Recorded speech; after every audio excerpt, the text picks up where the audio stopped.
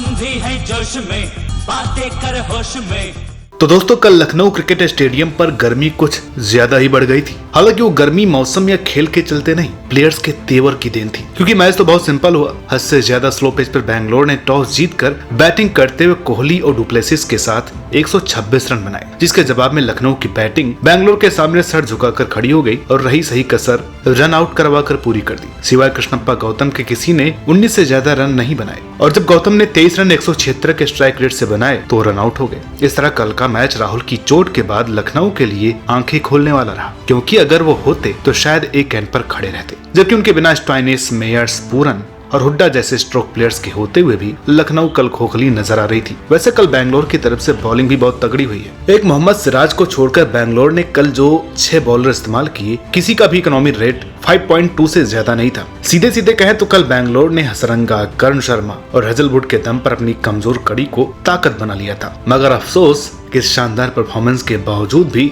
बैंगलोर की बॉलिंग को उतनी सुर्खियां नहीं मिली जो मिलनी चाहिए थी, क्योंकि सारी हेडलाइंस तो बस 2 लोगों के नाम पर बनी, विराट कोहली और गौतम गंभीर। अब ऐसा क्या हुआ, क्यों हुआ, शुरुआत कहां से हुई, वो सब ही इस वीडियो का कंटेंट है। मगर उस झगड़े को एक्सप्लेन करने से पहले हम 2 बातें आपको कहते हैं। पहला ये कि हम अपना कल हुआ सारा सीन अपने ओपिनियन के साथ रख रहे हैं, इसलिए ज्यादा सीरियस मत लीजिएगा और हमें गाली मत दीजिएगा, क्योंकि ये बस ओपिनियन है, किसी से कोई ज्यादा दुश्मनी नहीं। बाकी दूसरी बात यह है कि कल के झगड़े के जिम्मेदार विराट कोहली, नवीन उल हक, अमित मिश्रा, काइल मेयर्स या गौतम गंभीर नहीं है, क्योंकि कल के पूरे तमाशे की असल वजह है बारिश। भला हो मैच से पहले हुई थोड़ी सी बारिश का, जिसके चलते घास कच्ची हुई और कीचड़ समेत कोहली के जूतों में फंस गई, जिसके बाद कोहली ने जूते साफ किए और इस दौरान ही लखनऊ के लिए रन बना रहे नवीन उल हक की तरफ देख लिया। अब ये तो पता नहीं कि कोहली ने सच में ऐसा किया था या बस एक इत्तेफाक था, मगर यूं जूता उठाकर नवीन की तरफ करना अफगानी पहलवान को अपनी बेइज्जती लगी और इस तरह शुरुआत हुई झगड़े की। नवीन 17वें ओवर में कोहली से सीधे भिड़ गए। पहले थोड़ी आंखों से बातें हुई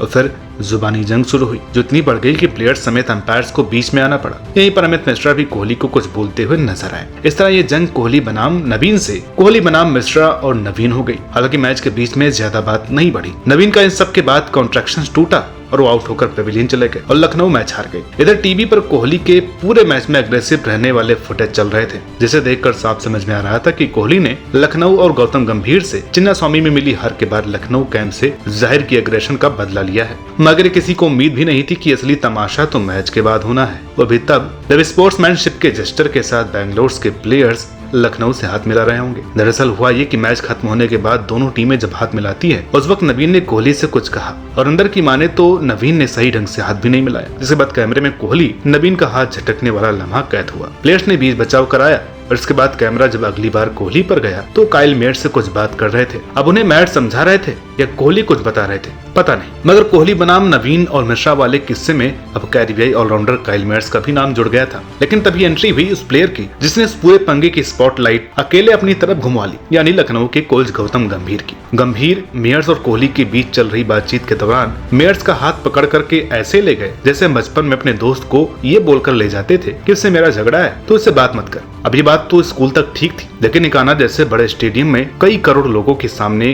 कोई ऐसा करेगा तो अच्छे अच्छे इंसान का भी दिमाग गर्मा जाएगा। यहाँ तो दूसरी तरफ कोहली थे, फिर खूब तनातनी हुई और इस तरह कोहली बनाम नवीन, मिश्रा, मेयर्स ये जंग सीधे कोहली और गंभीर पर शिफ्ट हो गई। खूब हंगामा हुआ, धक्का मुक्की हुई। कभी गंभीर को प्लेयर्स दूसरी तरफ ले जाते तो कभी कोहली को, लेकिन दोनों एक दूसरे की तरफ बार बार दौड़ते चले आते। इस समय ही एक ऐसा लम्हा हमने नोट किया जब राहुल अपने टीम प्लेयर्स को गंभीर को रोकने से मना कर रहे हैं, उन्हें धक्का दे रहे हैं। उस वक्त ऐसा लग रहा था कि राहुल खुद चाहते हैं कि मामला शॉर्ट हो जाने दो आज। मगर जब कोहली गंभीर के कंधे पर हाथ रखकर अपनी बात कर रहे थे तभी गंभीर सुनने के मूड में नहीं थे और फिर वो सीन रिकॉर्ड हुआ जो हम कम से कम इंडियन फैंस तो नहीं देखना चाहेंगे। 2 दिल्ली वाले दूसरे के सामने खूब ऊंची ऊंची आवाज के साथ माहौल की गर्माहट को बढ़ा रहे थे। जब हद से ज्यादा बात बढ़ती दिखी तो दोनों को अलग किया गया। इस तरह ये सीन निपटा, मगर आज ग्राउंड समेत सोशल मीडिया पर लग चुकी थी। खूब मीम वायरल होने लगी, वीडियो सामने आने लगी। तभी एक वीडियो हमने देखी जिसमें यह सब होने के बाद मैदान के कोने पर राहुल और कोहली खड़े होकर बातें कर रहे थे। तभी वहाँ से झगड़े की जड़ नवीनुल हक गुजरे। राहुल ने सोचा कि मामले को यही सुलझा देते हैं, तो उन्होंने नवीन को बुलाया, मगर नवीन काफी बुरे ढंग से राहुल और कोहली दोनों को नकारते हुए आगे चले गए। ये बात बतौर इंडियन क्रिकेट फैन हमें काफी चुभी, क्योंकि कोहली कितने भी अग्रेसिव क्यों ना हो, मगर अपने स्टैंडर्ड के हिसाब से तो वो इज्जत डिजर्व भी करते हैं, जो कि नवीन ने